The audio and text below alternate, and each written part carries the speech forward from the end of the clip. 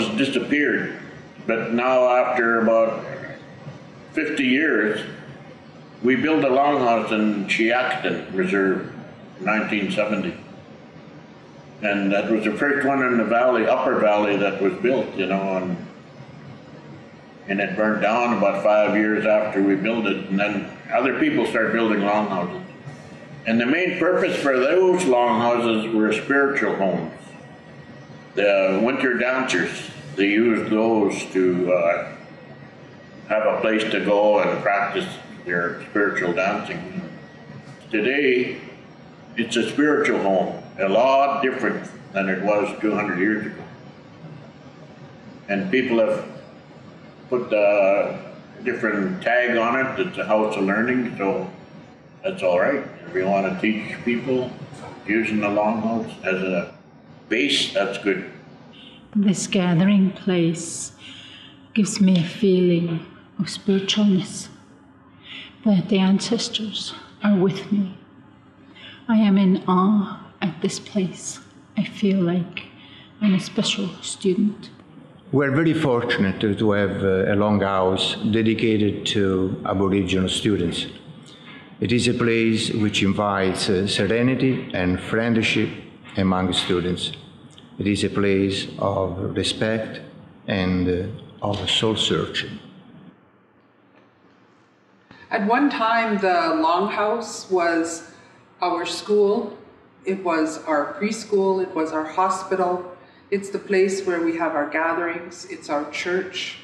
And today, the Longhouse that we've built is different in that, you know, there's offices here, there's computer labs, and then at the east end we have the gathering space. And the gathering place is a replica of the Longhouse, although much smaller.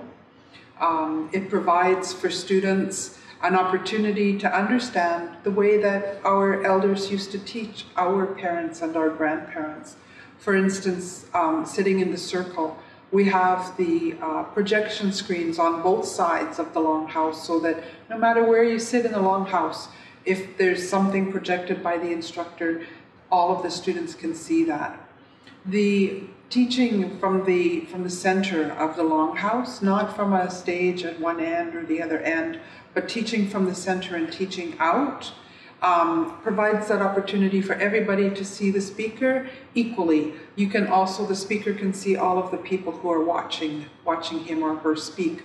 So this is a different way of teaching and learning. It's not a way where everybody is pulling out their books and their pens and taking notes and keeping track of what the speaker has said, but rather they're listening with their mind and their heart and their mind, so that they're remembering in a different way.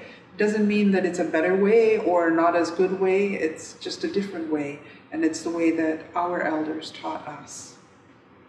And when we finished building the Longhouse, we had a ceremony, and the ceremony was an educational ceremony for the people at the university, but it's something that honors our spirit, and it thanks the people who built the home. So whether they were the people who laid the floor or put in the wood or the glass or installed the other things into the university, particularly the Longhouse, we thank them, we shake their hand, and we give them a gift. And part of the reason for doing this is to lift them up and make them feel good about the work that they've completed. And what it does is it breathes that life into the Longhouse, into the home. We call this our home. And it breathes that life into our home so that we have good feelings and happiness in the home. I'm going to share this song with you. It is a song that all the students, all the First Nation students and faculty are encouraged to learn this song, because this song belongs to the academic community here at UFB. And the song goes like this.